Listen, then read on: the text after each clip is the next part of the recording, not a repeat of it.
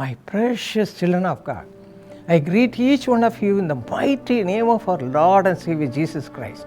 ನನ್ನ ಅಮೂಲ್ಯವಾದ ದೇವರ ಮಕ್ಕಳೇ, ನಾನು ನಿಮ್ಮೆಲ್ಲರನ್ನು ನಮ್ಮ ದೇವರು ರಕ್ಷಕನೂ ಆಗಿರುವ ಯೇಸು ಕ್ರಿಸ್ತನ ನಾಮದಲ್ಲಿ ವಂದಿಸುತ್ತೇನೆ. We are going to meditate today from 2 Thessalonians chapter 3 verse 3.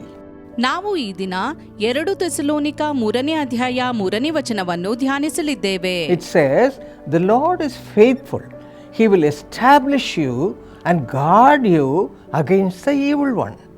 ವಾಕ್ಯವು ಹೇಳುತ್ತದೆ, ಕರ್ತನು ನಂಬಿಗಸ್ತನು, ಆತನು ನಿಮ್ಮನ್ನು ದೃಢಪಡಿಸಿ ನೀವು ಕೆಡುಕನ ಕೈಗೆ ಸಿಕ್ಕದಂತೆ ಕಾಪಾಡುವನು ಎಂದು. This world is full of evil. ಈ ಲೋಕವು ಕೆಟ್ಟತನದಿಂದ ತುಂಬಿಯದೆ. Around us people are evil. ನಮ್ಮ ಸುತ್ತಮುತ್ತಲಿನ ಜನರು ಕೆಟ್ಟವರಾಗಿರುತ್ತಾರೆ. When we are blessed with the Lord, they are envious of us and they want to do evil things against us.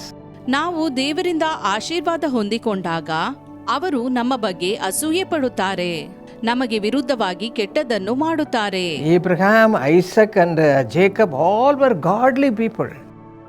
Abraham, ಈಸಾಕ, ಯಾಕೋಬರು ದೇವಜನರಾಗಿದ್ದರು.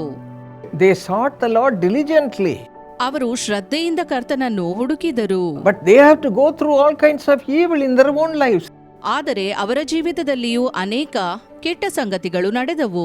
Joseph had so many problems because of his own brothers. ಯೋಸೇಫನು ಅವನ ಸಹೋದರರಿಂದಲೇ ಅನೇಕ ತೊಂದರೆಗಳನ್ನು ಅನುಭವಿಸಿದನು. They wanted to destroy his life.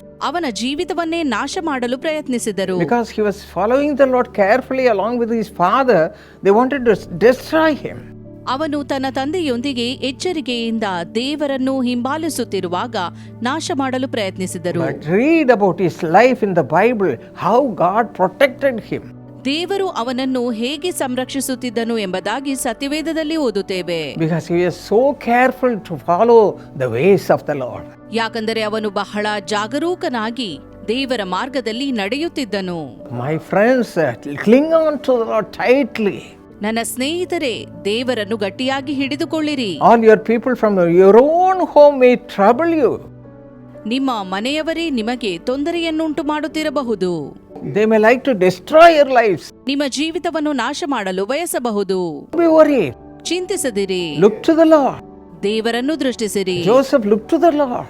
ಯೋಸೇಫನು ದೇವರ ಕಡೆಗೆ ನೋಡಿದನು. Always he tried to do everything which is pleasing to the Lord.